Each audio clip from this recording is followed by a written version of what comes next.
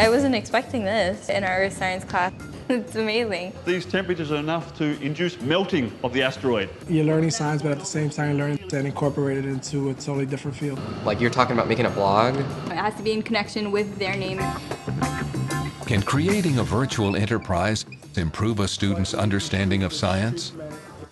We had the pressure of learning the material in order to make our business successful. Perhaps you can come up with ideas concerning enterprise and concerning these remarkable stones. In virtual enterprise classrooms, students must use their developing scientific knowledge to create a business model for a virtual startup company. After we do all this exploration, we could actually branch out to that as well. Because we're just not some company trying to make money. It'll be backed by science. I've already thought about a pitch that encapsulates everything we could be. Students develop an idea for a venture, devise their mission and structure, then pitch it to a panel. How are you going to attract your target market?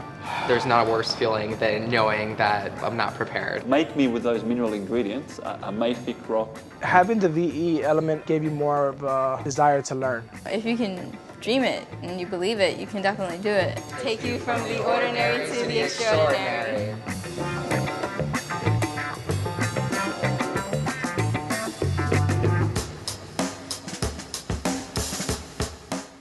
I think people would definitely pay to go on like an expedition. And then at the end of their trip, they get a meteorite. At Kingsborough Community College, students in an earth science class create a virtual enterprise by combining business skills with scientific knowledge. You allow enough time to grow nice big crystals. Are these guys more interested in the science because we're doing the virtual enterprise? I'm not sure. 3.1. I feel like I'm getting a lot out of this class. It's about science. That's why I signed up for it. Today, students map out details, choose leadership roles, and write a mission statement.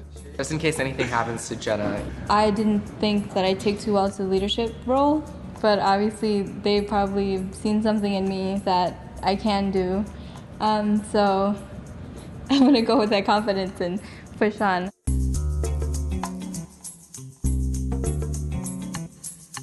Okay then guys, it looks like you've come up with a really good basis and some really nice ideas to make things... We've come up with a business where we transport people to exotic locales in order to gather meteorites. Why don't you just use a bigger space? Step back, just take some chalk and map out your ideas on the board perhaps. It might help. The way they lay this stuff out is very non-linear. It positions themselves and a bunch of players in kind of a cloud that are linked in all kinds of ways, okay? It very much mimics the structure of the World Wide Web.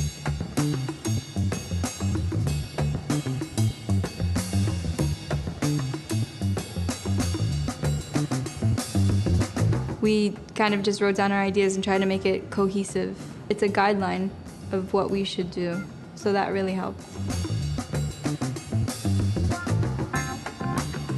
I didn't mind taking the back seat because it seems to be Jenna's thing. Like, she's really big on the details. We were successful in branching out our ideas, and some ideas we left behind and some ideas we really picked up and brought that into the fold.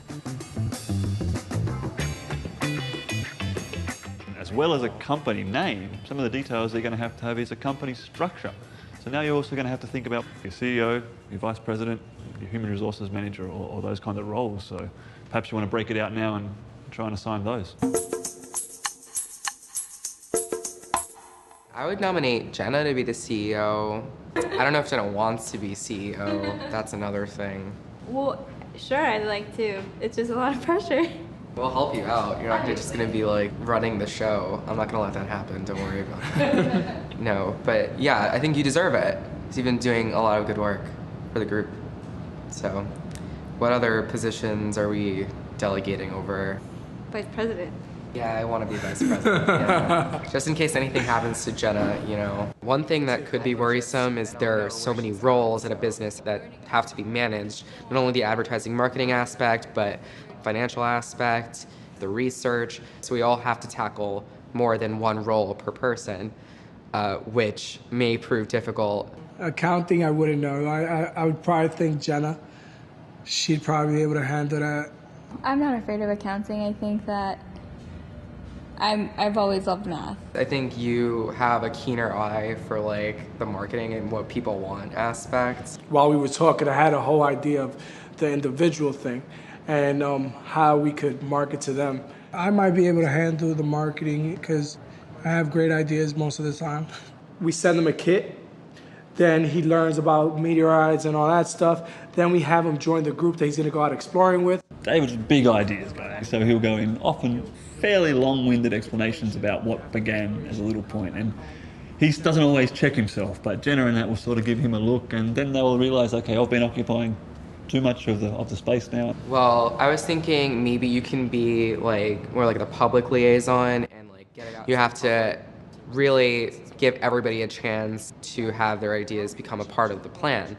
And you know, I am a very opinionated person. I like my own ideas. I've already thought about reasons why the corporations would actually fund us and like what products we can pitch. As opposed to starting with the product, we're going to be selling the whole experience and the expeditions, and then the products will come after, or that's kind of secondhand. The products are secondhand, but that could be still a big selling point to the corporate sector because there's profit to be made there in the future. Sell the experience.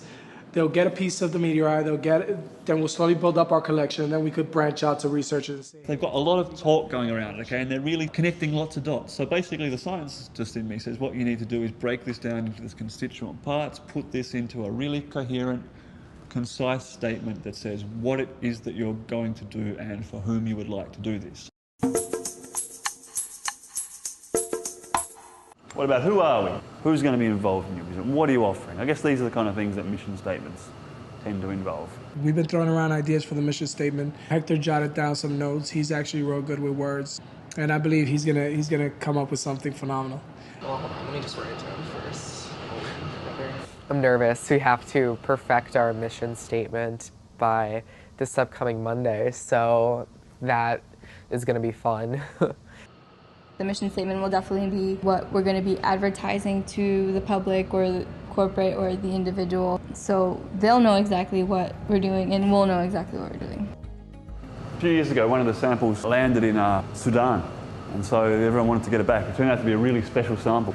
So that was a pretty nice example of some stuff working out.